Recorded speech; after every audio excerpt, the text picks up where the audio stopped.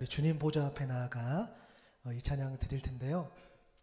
주님의 보좌 앞에 나아갈 때에 우리가 온전히 참된 안식을 구하고 또 참된 기쁨을 누릴 수 있습니다. 신실하신 하나님, 그 신실하신 하나님, 우리가 오늘 찬양할 때에 그 하나님께서 오늘 우리를 만져주시고 또 우리를 만나주시고 또 우리와 함께 해주실 것을 믿고요. 우리 예배자리 나가면서 주님 보좌 앞에 나아가 우리 찬양 같이 나눴으면 좋겠습니다.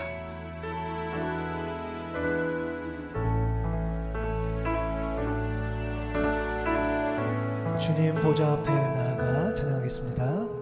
주님 보좌 앞에 나아가 참된 안식과 기쁨 나 누리겠네. 경배하며 주의 얼굴 구할 때 신실하신 주님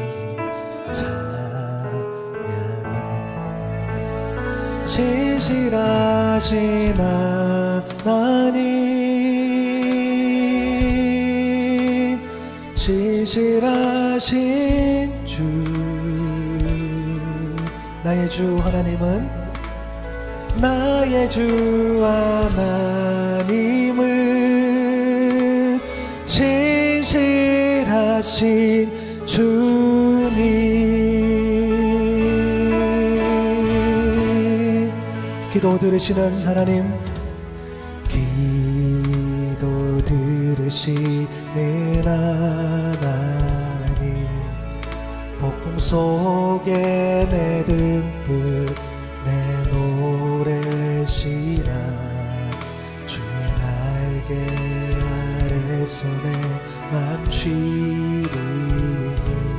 신실하신 주님 신실하신 하나님, 신실하신 주, 나의 주 하나님은, 나의 주 하나님은 신실하신 주님, 신실하신 하나님, 신실하신 주, 나의 주 하나님은, 나의 주 하나님은 신실하신 주님.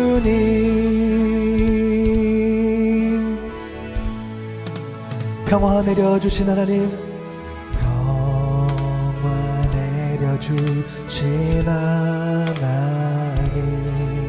나로 고통받는 자를 위로하게 하소서. 나의 평생에 주의 사랑을 전하리. 신실하신 주님 찬양해. 신실하신 하나님, 신실하신 주, 나의 주 하나님은, 나의 주 하나님은 신실하신 주님, 신실하신 하나님, 신실하신 주, 나의 주 하나님은 신실하신 주님, 신실하신 하나님, 신실하신 주, 나의 주님을 찬송합니다. 나의 주 하나님은 신실하신 주, 주님 신실하신 하나님 신실하신 주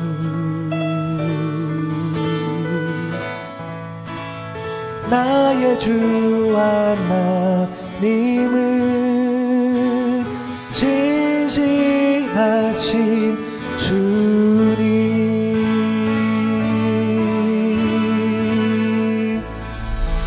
아멘. 신실하신 그 하나님을 찬양합니다.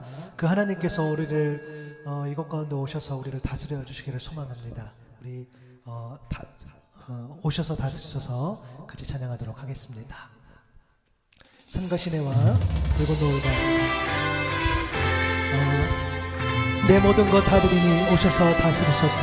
이 찬양할 때 정말 우리 하나님께서 이곳 가운데 오셔서 우리를 다스려 주시기를 소망합니다.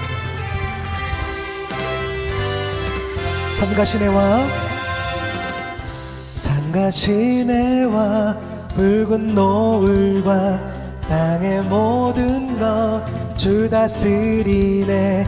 내 안에 갈망 유일한 소망 주님 날 다스리는 것. 산과 시내와 붉은 노을과 땅의 모든 것 주 다스리네.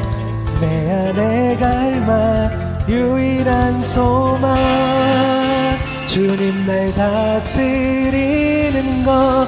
주 오셔서 통치하소서.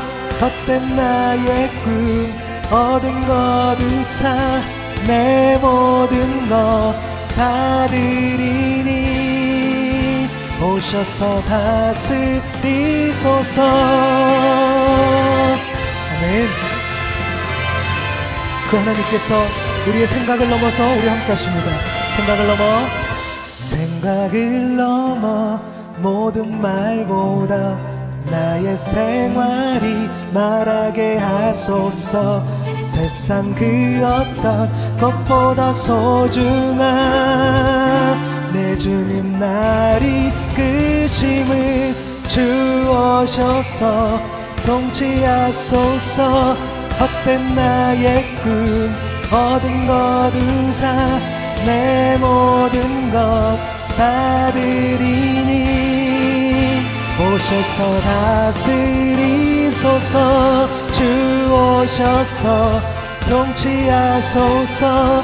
헛된 나의 꿈 얻은 거두사 내 모든 것 다 드리니 오셔서 다스리소서. 주 오셔서 통치하소서. 헛된 나의 꿈 얻은 거두사 내 모든 것 다 드리니 오셔서 다스리소서. 주 오셔서 통치하소서. 헛된 나의 꿈 얻은 거두사 다시 한번 나의 주님 오셔서 다스리소서. 오셔서 다스리소서. 오셔서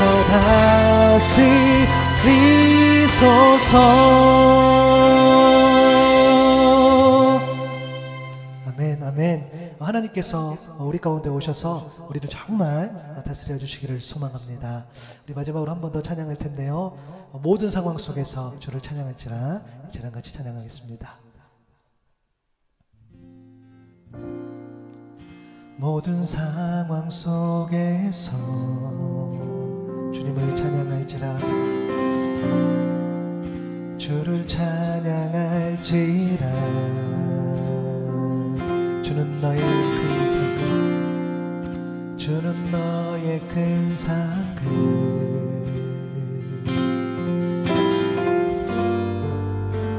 큰 도움이시라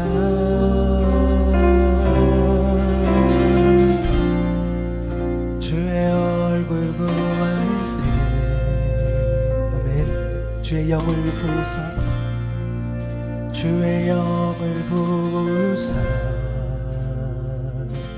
크신 사랑 안에서 크신 사랑 안에서 주님을 보게 하소서. 주를 보게 하소서.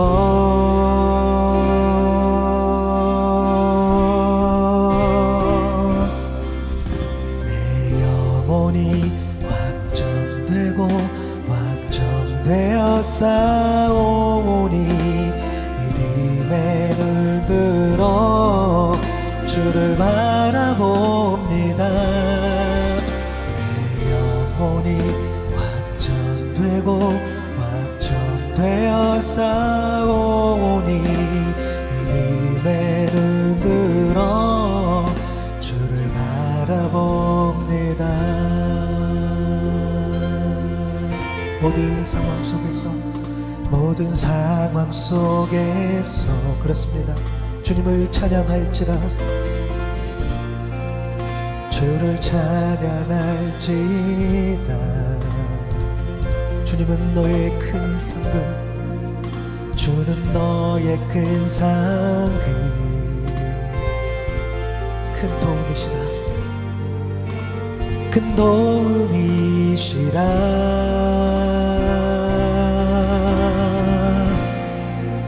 주의 얼굴 구할 때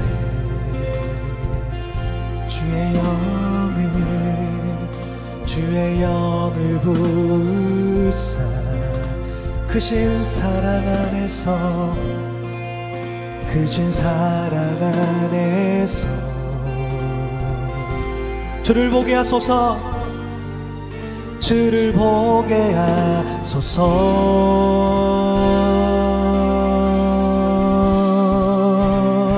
내 영혼이 확정되고 확정되어 싸우니 믿음의 눈 들어 주를 바라봅니다. 내 영혼이 확정되고 확정되어 싸우니 믿음의 눈 들어 주를 바라봅니다. 주를 찬양할 때 주의 나라 이미 맺네.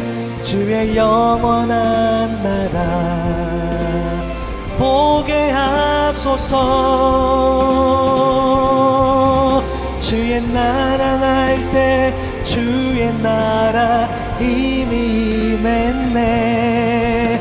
주의 영원한 나라 주 보게 하소서.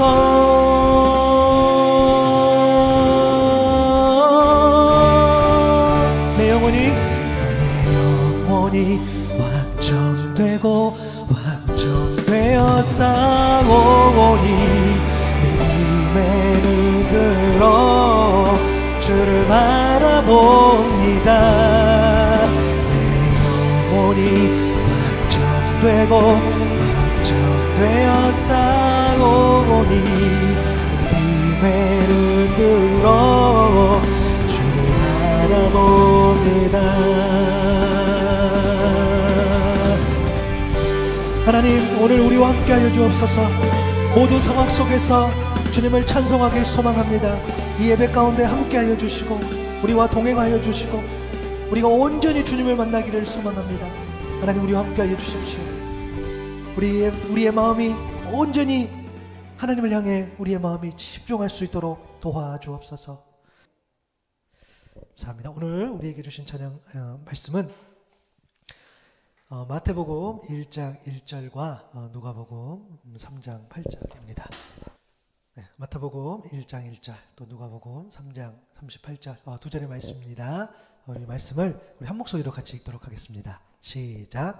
아브라함과 다윗의 자손 예수 그리스도의 계보라. 그 위는 에노스요 그 위는 셋이요 그 위는 아담이요 그 위는 하나님이시니라. 아멘. 오늘은 예수를 깊이 생각하라 세 번째 시간입니다. 이 땅의 예수님, 그 위는 하나님이시니라. 이 땅의 예수님, 그 위는 하나님이시니라 라는 말씀의 제목으로 말씀을 나누도록 하겠습니다. 인사하겠습니다. 저희들 인사하는데요, 하나님께서 여러분을 부르시고 계획하시고 사랑하신다는 그 인사 한번 해볼까요? 하나님은 당신을 부르십니다. 하나님은 당신을 계획하십니다. 하나님은 당신을 사랑하십니다. 아멘. 정말 늘 하는 인사지만 하나님께서 여러분을 부르시고 계획하시고 사랑하신다는 그 말씀, 그 메시지가 우리 모두에게 위로가 되고 힘이 될 수 있기를 바랍니다. 저희들 올해 예수를 깊이 생각하라는 주제로 계속 말씀을 나누는데요, 지난 시간 잠깐 생각해 보면 우리 서론으로 이 말씀을 나눴습니다. 요한복음 20장 30절 31절이지요. 예수께서 제자들 앞에서 이 책에 기록되지 아니한 다른 표적도 많이 행하셨으나 오직 이것을 기록함은 너희로 예수께서 하나님의 아들 그리스도이심을 믿게 하려 함이요 또 너희로 믿고 그 이름을 힘입어 생명을 얻게 하려 함이니라. 아멘. 이 책에 기록되지 아니한 것들, 그러니까 예수님께서는 수많은 행적들을 펼치셨는데 이 책에 기록되지 아니한 것들이 있다고 했어요. 그럼에도 불구하고 이 책을 기록함은 이라고 말씀을 주셨죠. 이 책이라 하면 요한복음이죠. 그리고 예수님의 행적이 담긴 사복음서로 우리가 의미를 넓힐 수 있고, 그리고 오실 예수님, 그리고 오신 예수님에 관한 이 성경 전체로 우리가 넓혀서 확장해 볼 수도 있습니다. 하나님께서 왜 성경을 주셨을까, 말씀을 주셨을까라고 했을 때는 예수님을 향한 지속적인 믿음, 그리고 확실한 믿음을 갖게 하기 위함이었습니다. 지속적인 믿음이라 하면 저희 여러분, 우리 신앙생활하는 저희 여러분, 이미 믿는 자들이 정말 지속적으로, 정말 순종적으로 신실하게 그 믿음을 얻게 하기 위해서, 그리고 이제 예수를 믿거나 아직 예수님을 믿는 데 있어서 연약한 신앙들이 있다면 확실한 믿음을 갖게 하기 위해서 이 메시지를 줬다고 이야기했어요. 그리고 그 믿음으로 생명을 얻게 하려 하십니다. 여러분, 생명이라고 하는 것은 하나님과의 어떤 관계가 회복되고, 또 하나님의 말씀이 나에게 영향을 주는 삶, 그래서 내가 변화되고 하나님 앞에 더욱더 친밀한 삶, 누리는 삶, 이것이야말로 정말 생명의 삶인데요, 그 생명의 삶을 얻게 하려 함이니라 라고 말씀을 주시면서 우리에게 이 성경을 주셨다는 거죠. 그러면서 조금 더 의미 있게 다뤘던 게 뭐냐면 말씀을 사람을 통해서 책으로 주셨다는 거예요. 왜요? 저 여러분을 너무 사랑하기 때문에 이 말씀이, 물론 이 말씀이 특별하지만 이 말씀이 우리 일상에 있다는 거예요. 멀리 있지 않다는 거예요. 마치 하나님 주신 말씀이니, 하나님은 저 머나먼 곳에 계시니 그 말씀이 허공에 둥둥 떠다니고 굉장히 물론 말씀이 위대하죠. 그러나 너무 위대해서 우리가 받지 못하는 말씀? 아니요. 그런 말씀이 아니라 우리 일상 가운데에 늘 있는 말씀, 우리의 삶을 벗어나지 않고 우리 안에 함께 해주는 그 말씀, 그래서 실제적으로 존재하는 말씀, 그래서 사람을 통해서 하나님의 영감을 불어넣으셔서 말씀을 주셨다고 이야기를 했습니다. 그래서 우리는 말씀을 몰라서, 또 혹은 이 말씀에 대해서 좀 뭔가 너무 어려워서라는, 물론 말씀이 어렵다는 의미 좀 다르긴 하죠. 그러나 그 말씀이 우리 안에 충분히 있을 수 있다는 거죠. 우리가 하나님을 다 온전히 헤아릴 수 없어요. 그러나 로마서 12장 3절처럼 마땅히 생각할 그 이상의 생각을 품지 말라고 이야기하시면서 오직 하나님께서 각 사람에게 나누어 주신 그 믿음의 분량대로 지혜롭게 생각하라는 거야. 하나님 말씀을 주셨는데 그 말씀이 누군가에게는 맞아요, 깊이 있게. 그러나 누군가에게는, 아직 어린아이와 같은 신앙인 누군가에게는 아직은 그 말씀이 막 깊이 있게 작동하지 않겠죠. 이 또한 하나님의 섭리일 줄로 믿습니다. 그래서 우리가 믿음의 분량대로, 그렇죠, 그만큼 우리가 지혜롭게 생각하면 될 것 같아요. 그래서 올해 사복음서를 조금 더 집중적으로 살피면서 우리 믿음의 분량만큼 예수 그리스도를 깊이 생각해 보면 저와 여러분 될 수 있기를 바랍니다. 여러분, 제가 계속 이렇게 묵상하면서 이렇게 그 신학책 한 권을 제가 조금 더 집중 있게 보고 있는데요. 이 책의 제목은 이거입니다. 뭐냐면 네 편의 초상 한 분의 예수. 다시요. 네 편의 초상 한 분의 예수라는 마크엘 스트라우스라는 그 신학박사이면서 철학박사인 이분이 쓴 책이 있어요. 1000페이지나 돼요. 이렇게 두꺼운데, 그래서 제가 틈틈이 잘 읽어낼 수 있도록 여러분들이 기도해 주시기 바랍니다.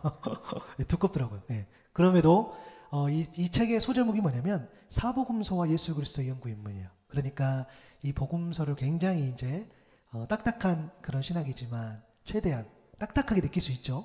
그래서 그런 어떤 복음서를 깊이 있게 보고 그 복음서를 좀 더 의미 있게 보는 그런 방법론을 소개하는 그런 책입니다. 그래서 이 책을 조금 더 집중하면서 또 그 내용도 소개하면서 앞으로 여러분들 할 텐데, 여러분 그 책에 보면은 이 복음서 읽기에 대해서 두 가지 방법을 제시해요. 사실 저희가 이미 하고 있는 거야. 뭐냐면 하나는 수직으로 읽기. 그러니까 그냥 우리가 늘 하던 것처럼 통독하는 거죠. 읽어 내려가는 겁니다. 성경은 이야기고 역사입니다. 그래서 마태복음, 또 마가복음, 누가복음, 요한복음 그대로 이제 이야기대로 차례대로 머리부터 끝까지 그렇죠? 읽어내는 것을 수직으로 읽기라는 표현을 써요. 우리가 늘 하고 있죠. 그리고 또 하나는 뭐냐면 수평으로 읽는 거예요. 이것은 뭐냐면 각 복음서의 이야기들을 비교하며 읽는 건데, 사진 한번 보여주시겠어요?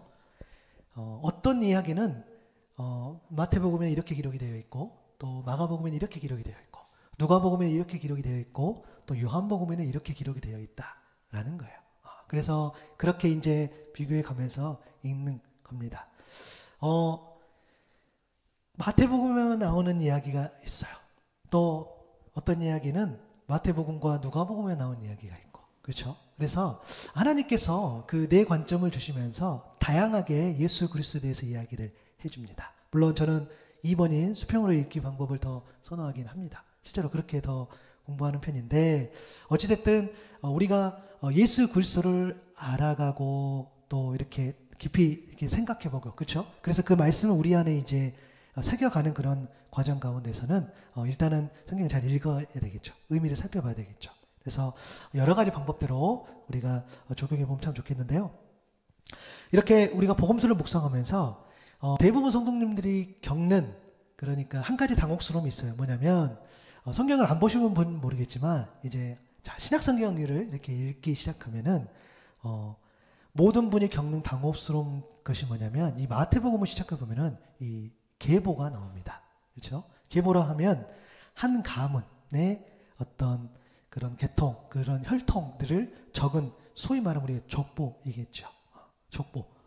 마태복음은 이제 그래 한번 내가 예수님에 대해서 알아봐야지라고 했지만, 마태복음 들어가면 아브라함과 다윗의 자손 예수 그리스도의 계보라라고 시작하면서 딱딱한 족보가 나와요.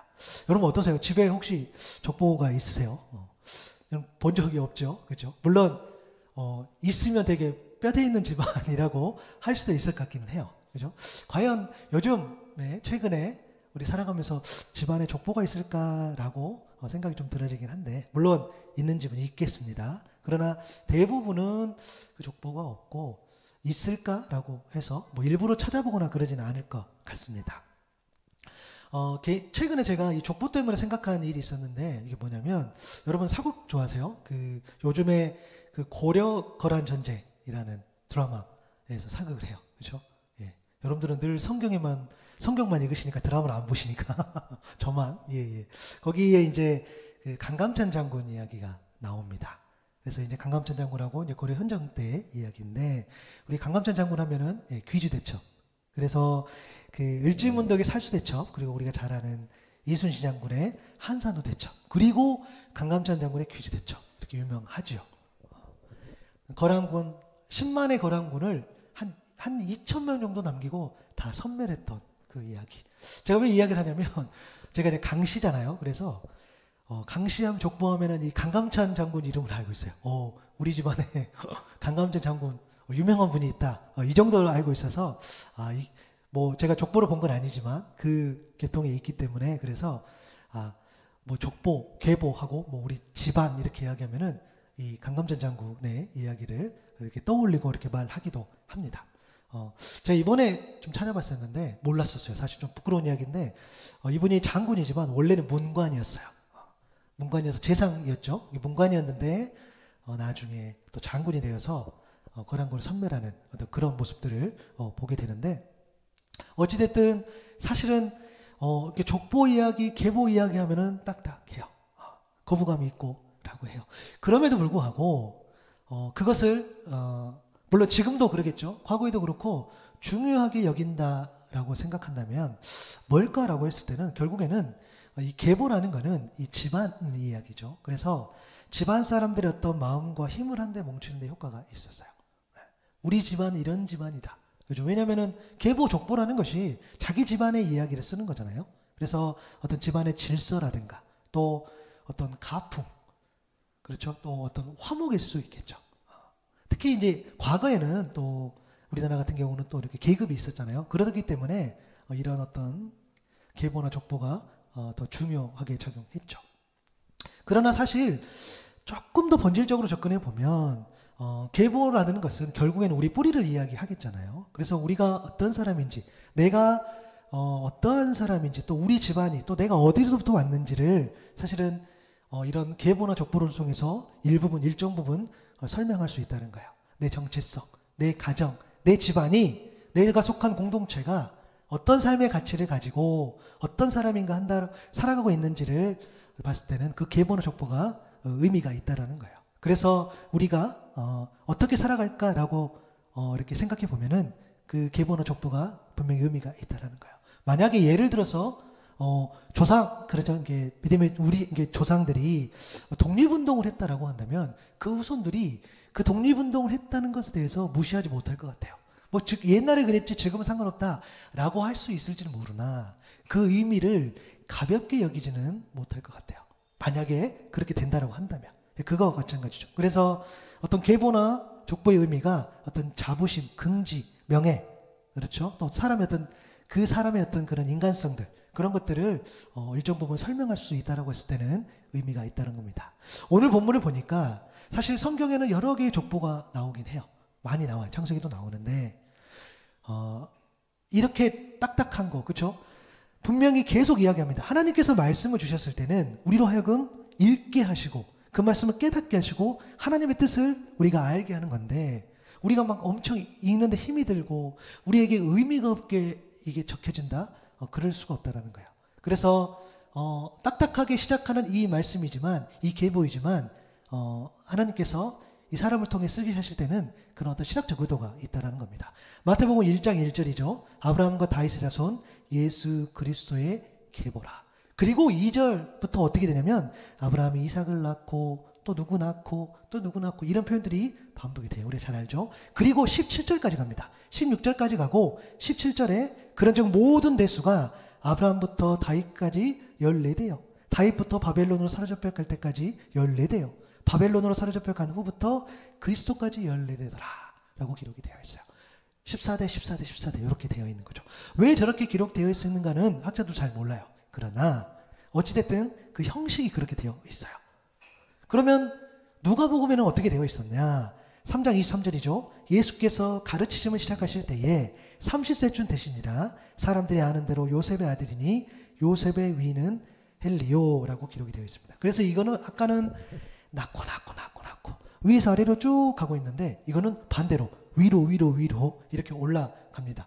23절에서 시작한 이 족보가 38절까지 진행이 되면서 마지막에 그 위는 웨노스요 그 위는 셋이요 그 위는 아담이요 그 위는 하나님이시니라 라고 기록이 되어 있습니다. 앞에서 언급한 것처럼 어떤 의도가 담겨 있을까라고 했을 때는 바로 그들의 뿌리일 겁니다. 내가 누구고 우리가 누구가 라는 그런 질문.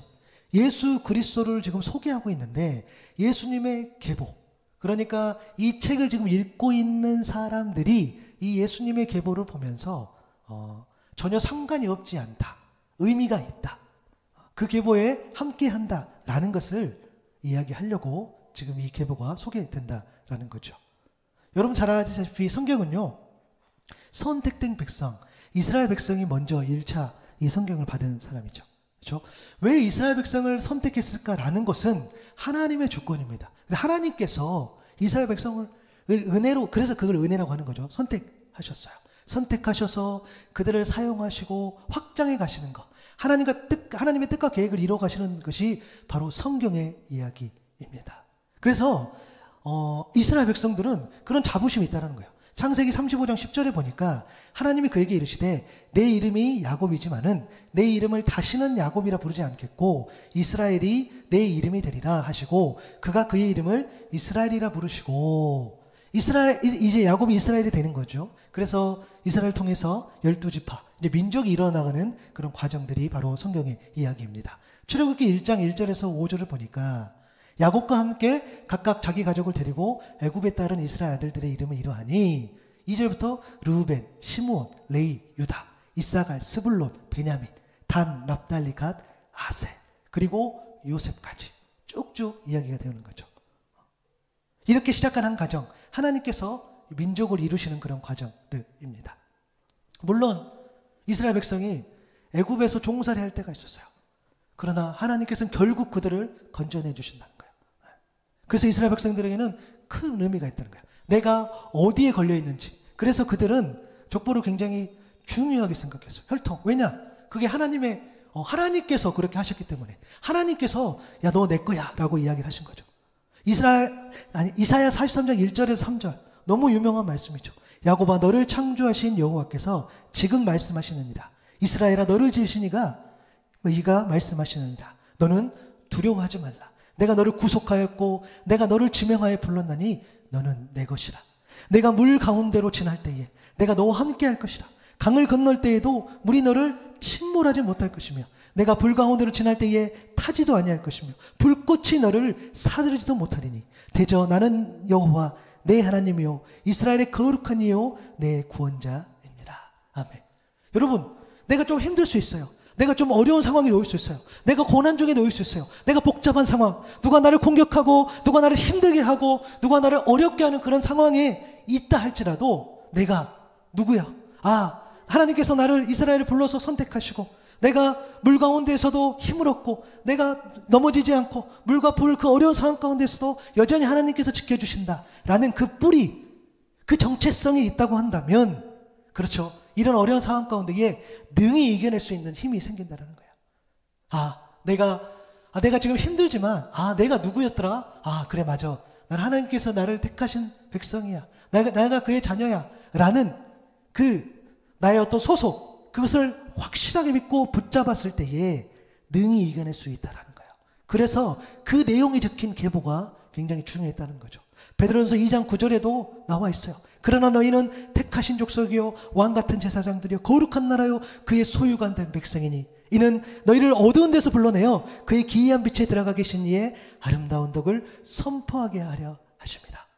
하나님의 택하신 족속, 왕같은 제사장, 거룩한 나라, 하나님의 소유된 백성이라는 그 정체성. 물론 베드로전서 2장 9절은 나중에 살펴보겠지만 그 회복이 곧 자존감의 회복. 이 내용이 있을 때는, 이 말씀을 믿었을 때는 내가 힘든 상황 가운데서도 능히 이겨낼 수 있다는 거야. 왜? 내가 누구인지를 아니까. 내가 좀 잠시 이렇게 되어 있지만, 내가 좀 어려운 가운데 있지만 아니야. 나는 그러한 사람이 아니야. 나는 내가 막 계속 넘어지고 내가 계속 일어나지 못하는 그러한 사람이 아니라는 거예요.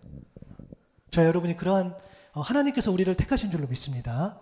그러한 내용들이 바로 이 계보와 연결이 된다는 그런 의미입니다. 그래서 요한일서 5장 4절에서는 이렇게 이야기합니다. 무릇 하나님께로부터 난 자마다 세상을 이기느니라. 세상을 이기는 승리는 이것이니 우리의 믿음입니다. 아멘.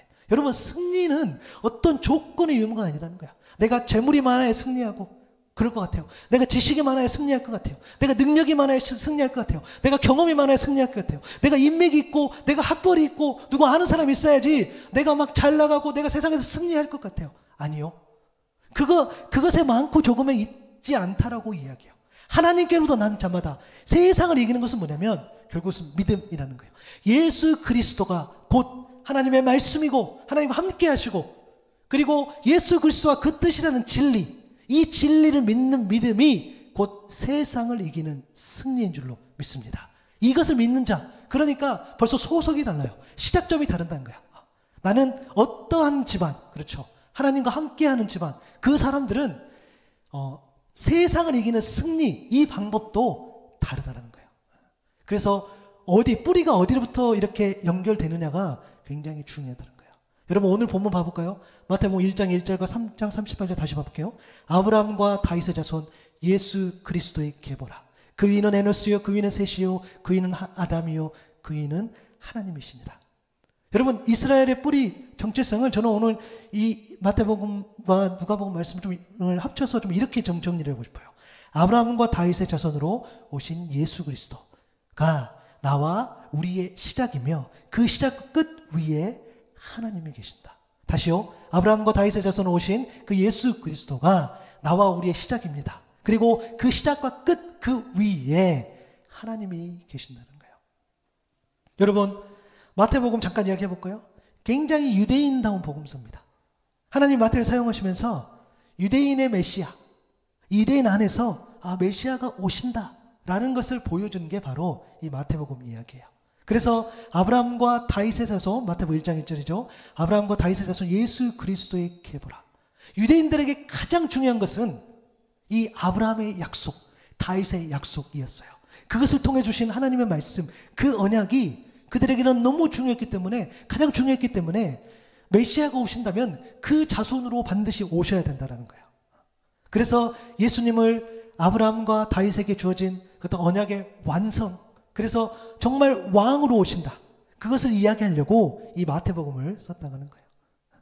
여러분, 아브라함의 언약의 말씀 여러분 너무 잘 아시죠? 창세기 12장 1절에서 3절까지 말씀입니다. 여호와께서 아브라함에게 이르시되 너는 너의 고향과 친척과 아버지의 집을 떠나 내가 내게 보여줄 땅으로 가라. 내가 너로 큰 민족을 이루고 내게 복을 주어 내 이름을 창대하게 하리니 너는 복이 될지라.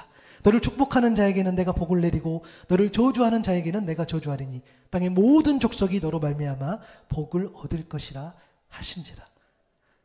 너로 큰 민족을 이루겠다는 것이 아브라함을 통해 주신 약속이에요. 그리고 너와 그 민족이 복이라고 이야기했어요. 복의 근원, 그냥 그 자체가, 그렇죠? 그러니까 아브라함과 아브라함의 자손, 아브라함과 연결된 모든 사람들은 복의 근원, 복이라고 지금 하나님께서 약속해 주신다는 거예요. 너를 축복하는 자에게는 내가 복을 내리고 너를 저주하는 자에게는 내가 저주하리니. 여러분, 얼마나 위로가 됩니까? 하나님께서 책임져 주신다는 거예요. 하나님의 자녀들, 하나님을 의지하는 사람들은 하나님의 그 사람들을 복으로 임하면 복으로 대하면 복으로 대해주고 저주로 대하면 저주로 대해준다는 이 하나님의 약속, 하나님께서 모든 걸 갚아주신다는 그 약속, 그 약속이 있었다는 거예요. 그래서 메시아 구원자는 아브라함의 자손으로 와야 된다, 바로 그 말씀. 그래서 마태복음 시작하면서 이 예수 그리스도 이야기하면서 아브라함의 이야기를 하는 겁니다. 여러분, 아브라함의 이야기를 했지만, 그렇게 이야기했지만 그거랑 어디까지 연결됩니까? 아브라함의 그 언약이 믿음까지 연결이 되죠. 이에 아브라함이, 창세기 12장 4절입니다. 이에 아브라함이 여호와의 말씀을 따라갔고. 여러분, 뭐가 믿음입니까? 여호와의 말씀을 따라갔고. 이게 믿음이에요. 히브리서 11장 8절에는 이것을 이렇게 묘사합니다. 믿음으로 아브라함은 부르심을 받았을 때에 순종하여 장차 분기수로 받을 땅으로 나갔습니다. 그런데 그는 어디로 가는지를 알지 못하였지만 떠난 것입니다. 여러분, 믿음이라는 것이 어디를 저기 가 내가 확실히 알아 라고 해서 가는 것이 믿음이 아니라, 떠날, 어디인지 알지 못하지만 하나님의 말씀에 의지해서 갔다 라고 했을 때 하나님은 그것을 보고 믿음으로 여겼다는 거예요.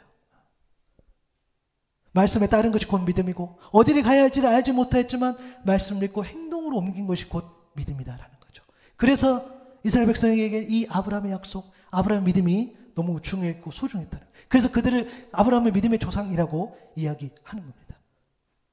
만약에 저도 개인적으로 적용을 해봤어요. 만약에 하늘 샘물교회 시작하면서 여기 와서 어디에 가서 교회를 얻고 누구를 만나서 예배하고 어떻게 사역이 펼쳐졌고 알고 왔을까요? 아니요. 하나도 여기서 예배를 드렸지, 또 오늘 저와 같이 예배드리를 만날지 정말 한 번도 생각을 안 해봤어요. 그래서 매주마다 그게 은혜입니다. 너무너무 귀하고, 제가 여기 예배 오신 분들 사랑한다는 말 잘 못하지만 그래도 늘 사랑합니다. 그런 마음이에요. 그런 마음인데 믿음이 바로 그라는 거죠. 그래서 아브라함의 약속이 너무 중요하고요. 그리고 아브라함의 자손을 이야기하면서 다윗의 자손을 이야기합니다. 다윗의 언약. 여러분, 다윗은 사실 설명이 필요 없어요. 그냥 무조건 다윗이야, 이스라엘 백성. 왜냐? 이스라엘 가장 위대한 왕, 메시아의 원형, 정말 다윗만큼, 정말 회복한다면 그만큼, 그 황금 시대라고 표현하는 그들만큼 하나님께서 부어주시고 은혜 주시고 정말 많은 것도 누렸던 그 다윗, 정말 절정이었던 그 다윗 때 그죠? 그런데 이 다윗에게 해주신 약속이 있어요. 사무엘하 7장 12절이죠. 내 수완이 차서 내 조상들과 함께 누울 때에 내가 내 몸에서 날 내 씨를 내 뒤에 세워 그의 나라를 견고하게 하리라. 이때 씨를 이야기하죠. 이사야 9장 6절과 7절에도요. 이런 한 아기가 우리에게 낳고 한 아들을 우리에게 주신 바 되었는데, 즉 메시아를 이야기하는 겁니다. 그의 어깨에는 정사를 메었고 그의 이름은 기묘자나 모사라 전능하신 하나님이라 용존하신 아버지라 평강의 왕이라 할 것입니다. 그 정사와 평강이 더함이 무궁하며 또 다윗의 왕자와 그의 나라에 군림하여 그 나라를 굳게 세우고 지금 이후로 영원히 정의와 공의로 그것을 보존하실 것이라. 만군의 여호와의 열심히 이를 이루시리라. 이 메시아가 오실 때에 이 다윗과 또 연결이 되죠. 이사야 11장 1절과 2절에 보면은 이새의 줄기에서 한 싹이 나고 그 뿌리에서 한 가지가 나서 결실한다 그랬어요. 그 위에 여호와의 영 곧 지혜와 총명의 영이 모략과 재능의 영이요 지식과 여호와를 경외하는 영이 강림하시니라 라고 이야기를 했어요. 다윗을 통해서, 다윗의 자손을 통해서 메시아가 오실 거라고 약속해 주셨다는 거예요. 이처럼 마태복음에서는 예수께서 그리스도이시고 메시아이시고 왕이심을 입증하기 위해서 예수님의 족보를 이야기합니다. 그 계보를 이야기합니다. 아브라함의 자손, 다윗의 자손. 그렇게 반드시 연결되어야 되는 분이 바로 예수 그리스도. 유대인들에게는 그 외에 설명이 안 돼요. 예수 그리스도가 메시아인데, 구세주인데 도대체 누구를 통해서 와야 되냐? 바로 이 아브라함과 다윗을 통해서 와야 된다. 그렇기 때문에 마태복음을 통해서 첫 이야기를 하면서 이것을 이야기한 겁니다. 그 뿌리, 그 시작을 이야기해 준 거죠. 그런데 이 누가복음에는 조금 달라요. 그 위는 하나님이시라. 누가복음 3장 38절이죠. 그이는 에노스요, 그이는 셋이요, 그이는 아담이요, 그이는 하나님이시니라. 하나님은요, 누가를 사용하셔서 누가복음을 통해서 예수님을 모든 사람의 구주로 소개합니다. 그러니까 이스라엘 백성 입장에서는 이스라엘이 선택받았기 때문에 유대인 외에 복음이 임했을 것이다 라고 그렇게 생각을 못했어요. 그렇기 때문에, 그리고 하나님 예수 그리스도, 그러니까 메시아가 사람으로 올 거라고 생각을 못했어요. 그렇게 할 수가 없어요. 너무나 하나님은 말 그대로 위대하시니까. 그런데 하나님은 생각과 사람의 생각이 다르죠. 다른 방법으로 온 것을 이야기합니다. 그래서 누가복음을 통해서 인류 전체에 대한 자손, 그러니까 아담까지 이야기를 한 거예요. 아담으로 이어지는 이런 혈통, 예수님을 온 인류의 구원자. 야, 너희들이 말한 유대인이야. 우리 안에 있는 하나님께서 우리 때문에 물론 오신 것도 맞지만 우리 때문만이 아니야. 우리 유대인뿐만 아니라 모든 사람을 위해서 오셨어. 우리가 지금 유대인들 대상이에요. 이스라엘 백성 대상이. 이스라엘 백성들이 생각하는 그런 이렇게 율법에 흠이 있거나 또 연약하고 불쌍하고 막 죄 많고 그러한 자들, 이스라엘 백성들이 봤을 때 구원받을 수 없다라고 단정한 그들까지도 주님께서, 하나님께서는 구원하시기 위해서 오셨다라는 것을 이야기하기 위해서 이 아담까지 이야기합니다. 그 위에 결국에는 하나님이 계신다는 거예요. 그래서 온 우주를 창조하신 하나님의 자손, 예수께서 하나님의 자손이라는 사실을 강조하기 위해서 위에 하나님이 계시다, 하나님이시니라 라고 이야기를 했다는 거예요. 그러면서 아담을 이야기한 거죠. 고린도전서 15장 45절에서 쭉 보면은 성경의 첫사람 아담은 산영이 되었다고 기록한 바와 같이 마지막 아담은 생명을 주는 영이 되셨다. 그래서 사람의 시조인 아담과 예수 그리스도를 비교하면서 계속 이야기를 해줘요. 아담은 산영. 하나님께서 아담을 지으셨죠. 그런데 예수 그리스도는 생명을 주는 영이라는 거죠. 그러나 신령한 것이 먼저가 아닙니다. 자연에 속한 것이 먼저요. 그 다음에 신령한 것. 첫사람은 땅에서 났으므로 흙으로 되어 있지만 둘째 사람은 하늘에서 났다는 거예요. 아담은 땅에서 났지만 예수 그리스도는 하늘에서 났다는 거예요. 흙으로 빚은 그 사람과 같이 흙으로 되어 있는 사람들이 그러하고 하늘에 속한 그분과 같이 하늘에 속한 사람들이 그러합니다. 우리가 흙으로 빚은 그 사람의 형상을 입은 것과 같이 또한 하늘에 속한 그분의 형상을 입을 것입니다.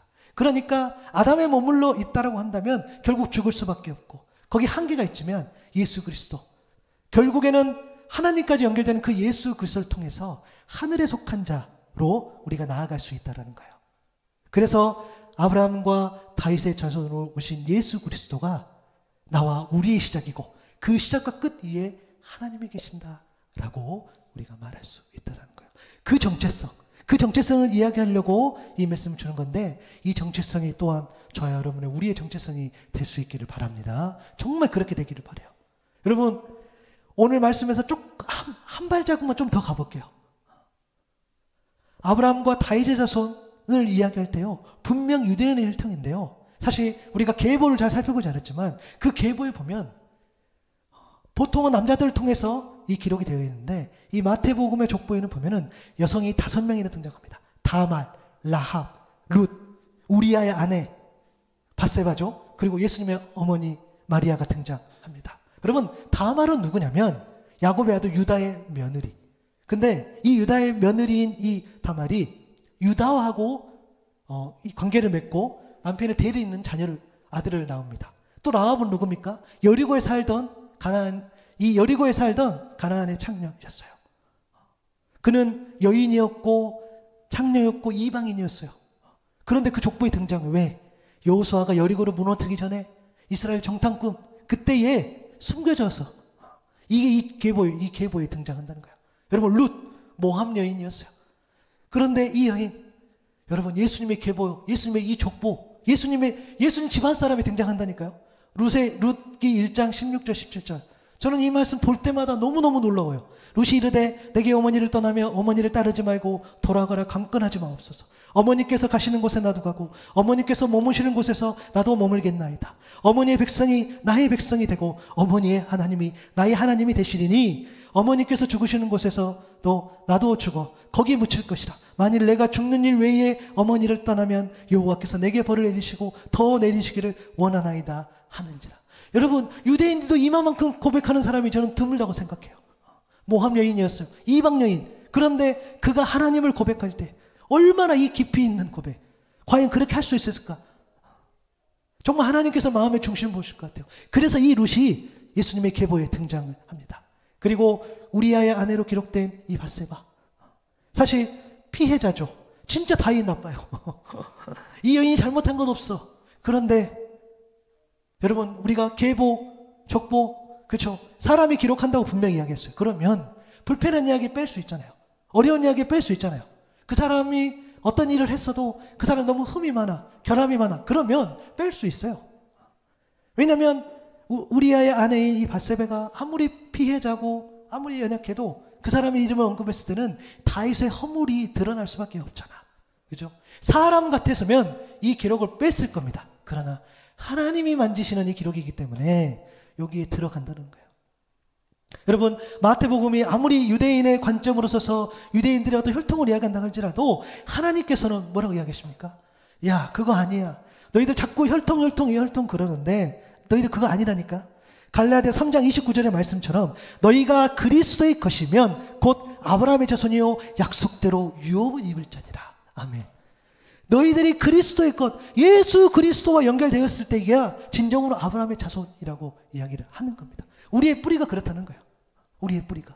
그래서 사람이 생각할 때, 그래서 여러분, 저는 진짜 우리가 여기서 오늘도 예배 드리고 하지만 예배 드린다고 해서 우리가 구원받는다는 게 아니라는 거예요. 우리가 신앙생활 오랫동안 하고 있지만 설사 지금까지 수십 년 신앙생활을 한다 할지라도 앞으로도 신앙생활을 수십 년 더 이어간다 할지라도 예수 그리스도를 만나지 않고 그분과 관계 맺지 않는다고 한다면 우리는 진정한 아브라함의 자손이 될 수 없다는 거예요. 예수님의 그 계보에 우리는 들어갈 수 없다는 거예요. 그거하고 상관없는 사람이 될 수밖에 없다는 거예요. 그런데 우리가 자꾸 앉아있고 우리가 경험하고 우리가 뭔가를 한다고 하면서 마치 그러한 것처럼, 아니요, 너희가 그리스도의 것이면 곧 아브라함의 자손이라고 하겠어요. 우리가 예수 그리스도의 것일 때에 진정한 우리가 아브라함의 자손이 될 수 있다는 거예요. 그래서 로마서 6장 11절에 보니까 이와 같이 너희도 너희 자신을 죄에 대하여는 죽은 자요 그리스도 예수 안에서 하나님께 대하여는 살아있는 자로 여기지니라. 우리가 예수 그리스도와 연결되고 우리 예수 그리스도를 온전히 깊이 만났을 때는 우리는 그리스도 예수 안에서 하나님께 대하여는 살아있는 자로 여긴다는 겁니다. 그 위는 하나님이시라. 여러분, 빌립보 3장 20절에 보니까 그러나 우리의 시민권은 하늘에 있는지라. 거기로부터 구하는 자 곧 예수 그리스도를 기다리노니 그 위에 하나님이시니라. 여러분, 우리의 시민권이 이 땅에 있지 않음을 정말 믿고 신뢰할 수 있기를 바랍니다. 우리가 이 땅에 살아가지만 이 땅을 벗어날 수 없지만 하지만 우리의 시민권은 하늘에 있다는 것. 왜? 그 위에 하나님이 계시는 것을 우리는 믿고 있기 때문에. 우리의 뿌리가 이 땅의 예수 그리스도, 그 위에 하나님이시라는 걸 우리는 온전히 믿고 신뢰하기 때문에. 골로새 3장 1절의 말씀처럼 그러므로 너희가 그리스도와 함께 다시 살리심을 받았으면 위의 것을 찾으라. 거기는 그리스도께서 하나님 우편에 앉아 계시느니라. 그러므로 저와 여러분은 위의 것을 찾아야 합니다. 왜요? 그 위는 하나님이시기 때문입니다. 여러분, 말씀을 좀 정리하면서요. 오늘 아브라함과 다윗의 자손 예수 그리스도의 계보라. 그 위는 하나님이시라 라고 이야기하면서 우리의 어떤 정체성, 뿌리에 대해서 조금 더 살펴봤는데요. 여러분, 이 교회 안에서도 이 계보가 있습니다. 이제 교회마다 다르긴 한데, 여러분, 요람이 있어요. 요람. 그죠? 요람을 만들 때 보면 뭐 저희는 언제 요람을 만들게 될지 몰라요. 그리고 요즘에는 이제 온라인으로 만들고 책으로 만들지는 않지만 여전히 교회마다 요람을 작성하는데, 어찌 보면 이 요람이 교회의 계보라고 할 수 있을 것 같기도 해요. 거기 안에 목회 계획, 교회 조직, 또 명부, 사진, 또 어떤 개인 정보들, 교회 이야기들이 그 요람 안에 다 담겨 있어요. 저희를 파송해준 저희 파송교회에서 전주산물교회에 제가 처음에 이제 등록했을 때에 목사님께서 요람을 주시면서 이제 교회 이야기를 교회 한번 살펴봐라라고 했을 때 저도 이제 그 요람을 그때 이제 처음 받아보고 이렇게 했었는데, 여러분, 이 요람을 보면 이 연역이라는 게 나와요. 연역. 연도별로 이제 교회 역사를 쭉 적어놓은 거. 사실 저도 부교육자 시절에 이 요람을 작성해 봤어요. 이 연역을 제가 그 매년 주보를 보고 이제 보면서 중요한 내용들을 간추려서 쓴 기억이 있는데, 그것을 보면서 교회가 어떻게 시작되고 어떤 비전을 통해서 또 공동체가 자리를 잡아가는지를 알 수 있다라는 거예요. 이 전주샘물교회, 이제 저희 소속교회니까 거기 요람에 보면, 연역에 보면 그 첫 시작이 이렇게 됐어요. 95년 12월 3일. 이제 교회가 개척한 지 28년, 29년이 되었으니까요. 서하평 목사가 전주시 완산구 3초동 1가 592번지 상가 2층을 얻어서 창립 예배를 준비하고 첫 예배를 드리며 전주샘물교회가 시작되다. 그래서 6명이서 시작했다는 것 같아요. 지금은 사실 아이들까지 해서 거의 제가 알기로는 1000명이 넘는 아주 큰 교회, 하나님께서 그렇게 은혜를 주셨죠. 그러면서 저렇게 시작한 그 연역을 쭉 보면 어떤 예배를 어떻게 드렸는지, 뭐 이제 청소년 예배가 언제 생겼는지, 또 어떤 그때마다 교육자가 누구였는지, 어떤 교회 행사는 뭐가 있었는지, 교회 조직은 또 언제 뭐가 됐는지를 쭉 내용을 적습니다. 여러분, 사실 제가 왜 이 이야기를 마지막에 드리냐면, 이거를 보면서 맞아요. 이것은 그냥 지어낸 게 아니죠. 그냥 그때 있었던 일을 누군가가 그때에 맞춰서 썼을 거예요. 그렇죠? 그 주에 나갔던 주보의 내용과 그 주에 어떤 교회 계획 내용들 적어서 썼을 텐데, 쭉 보고 있는데 이게 사람이 쓴 거지만 사람이 쓴 게 아니고 하나님이 쓰셨구나 라고 느껴지더라고요. 하나님이 쓰신 거예요. 보니까 어떻게 사람이 돌이켜보니까 95년 12월 3일에 이렇게 시작하려고 했었을까? 아니요. 목사님은 그렇게 시작하려고 하지 않았을 거예요. 다른 계획이 있으셨지 몰라요. 그런데 그렇게 시작했고 또 쭉쭉쭉 된다는 거죠. 그러면서 우리 한우의 샘물교회도 똑같이 한번 작성해 봤어요. 23년 10월 24일입니다. 강훈식 목사가 여기 건물을 얻어서 개척기념 감사예배 10월 22일 날 개척기념 감사예배와 창립기념 감사예배를 드리며 한우의 샘물교회가 시작되다. 저희는 4명을 시작했으니까 4명. 그렇죠? 거기에 미션이 있고 비전이 있고, 또 저는 이제 거기에다가 그 2022년부터 작년 10월까지 했던 또 설립 일지가 있어요. 그걸 제가 이제 블로그에 공식으로 해놨는데, 뭐 그런 내용들 보면서 내가 썼지만, 그냥 있는 이야기를 쭉 썼지만 정말 하나님께서 이 내용을 쓰셨구나라는 것들을 깨달아 알게 됐어요. 사람이 이렇게 지었을 수 없어요. 사람이 이렇게 할 수 없다는 거예요. 이 건물을 또 이때에, 그리고 심지어 그 창립 예배를 드리고 공식적인 첫 예배 10월 29일 드렸는데, 그때 여기 계신 분들이 있어요. 여기다 적어놨어요. 나중에 한우의 샘물교회가 요람을 만들면 여기 우리 성사님 이름이 적어질지 몰라요. 첫 예배 때 계셨으니까. 이런 거죠. 저는 사람이 있었다고 생각하지 않습니다. 하나님이 있었다고 생각해요. 하나님이 쓰셨다는 거죠. 그래서 여러분들 이 믿음의 여정, 오늘 여기서 예배를 드렸어요. 이 예배 드린 것이 정말 수많은 날 중에 하나, 그냥 평범한 일상, 이었을지도 모르겠으나 하나님께서 이 발자국 하나하나를 기록해 주신 줄로 믿습니다. 너무너무 의미가 있어요. 우리는 그냥 예배 드린 것 같아요. 우리는 그냥 나아간 것 같아요. 우리는 그냥 어떻게 그냥 그 시간들을 보낸 것 같은데, 그것을 기록하고 시간이 보니까 하나님께서 이 하나님의 역사 가운데에 우리가 거기에 이렇게 기록이 되어 있다는 거예요. 그런데 만약에 그것이 하나님께서 원치 않는 일이라고, 하나님 뜻이 거기에 없다라고 한다면 과연 그 기록의 의미가 있을까? 아니요. 하나님의 뜻이 거기 있고 하나님께서 원하시는 그런 일이라고 한다면, 그런 예배, 그런 섬김이라고 한다면 그 기록은 하나님께서 써주신 줄 믿습니다. 그래서 우리 또한 그 예수 그리스도의 그 계보에 우리가 들어가는 거죠. 하나님의 역사라는 그 계보에 우리가 들어간다는 거예요. 방금은 하노이 샘물교회의 어떤 그런 관점에서 이야기를 한 거고, 여러분들 한 분 한 분, 여러분의 한 분의 어떤 사역들, 또 어떤 삶들, 가정 공동체에도 똑같이 하나님께서 그 발걸음 하나하나를 기록하고 계시다는 거예요. 그래서 그 발걸음이 너무 귀합니다. 그래서 이 계보를 볼 때에 사람의 계보, 그렇지, 그냥 역사일 수 있겠으나, 사람이 쓴 계보일 수 있겠으나, 그런 족보일 수 있겠으나, 하나님께서 하나하나를 여전히 기록하고 계시구나. 그래서 내가 하나님께서 원하시는 그 자리에 더 의미 있게, 더 의미 있는 그 자리, 하나님 원하시는 그 예배의 자리, 수고와 헌신의 자리, 하나님이 기뻐하시는 그 자리에 내가 나아갈 때 내 이 발걸음을 하나님께서 기록해 주시구나 라는 그 믿음으로 우리가 오늘 또 한 걸음 한 걸음 뗄 수 있는 저 여러분 될 수 있기를 바랍니다. 오늘 딱딱한 계보와 족보이었지만 조금 더 그 의미를 살펴보고 나아갔습니다. 하나님, 소망하오니 우리의 시작과 마침, 그 마침이 예수 그리스도 계보를 시작할 때에 예수 그리스도가 우리의 시작이요 마침이 되게 하여 주옵소서. 이 땅에 예수 그리스도, 그 위에 하나님의 계심을 늘 믿고 하늘의 시민권을 가진 자로서 하늘의 것, 위의 것을 추구하는 우리 모두 되게 하여 주옵소서. 오늘 또 한 걸음 한 걸음 나아갈 때에 이 믿음의 여정을 하나님의 계보, 하나님의 놀라운 역사 가운데에 기록하고 계심을 우리가 믿고 나아갑니다. 하나님의 기록, 하나님의 그 놀라운 그 섭리, 그 하나님께서 함께하여 주신다는 것은 하나님이 기뻐하시는 자리, 하나님의 뜻이어만이 그게 기록될 줄로 믿습니다. 우리가 하나님이 원하시고 기뻐하시는 그 자리에 나아가서 하나님의 기록에 우리가 기록될 수 있도록 그 은혜를 베풀어 주옵소서. 감사합니다. 예수님의 이름으로 기도드립니다. 아멘.